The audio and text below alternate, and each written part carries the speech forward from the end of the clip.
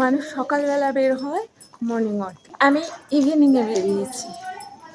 Even শরীর ভীষণ খারাপ, তারপরেও বেরিয়ে পড়েছি। এই ডিসেম্বর মাসে সব থেকে কঠিন কাজ হলো রাতের দিকে বাড়ি থেকে বের হওয়া কিংবা খুব ভোরে বাড়ি থেকে বের হওয়া। তবে যারা সত্যি ভোরের দিকে একটুখানি বের হয় তারা প্রকৃতির কি সৌন্দর্য এই জিনিসটা খুব সুন্দরভাবে অনুভব করতে পারে।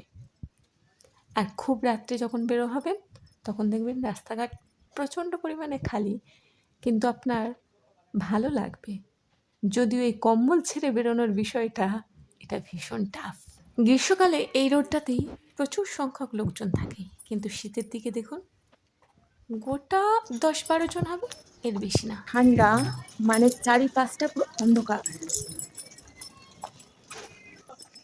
বিশ্বাস করুন, আমি প্রায় 1 সপ্তাহ ধরে চেষ্টা করছি যে সকালের দিকে একবার বেরোবার, কিন্তু সাহস হয়ে ওঠেনি।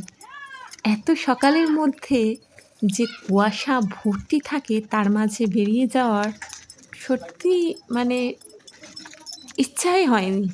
বুটমাট কম্বলটা ছেড়ে যে বেরিয়ে একটুখানি বেরোবো, মনে ইচ্ছা থাকলেও শরীর সাথ দেয় না, এরকম ব্যাপার আর কি। বাট আপনারা অবশ্যই ট্রাই করবেন।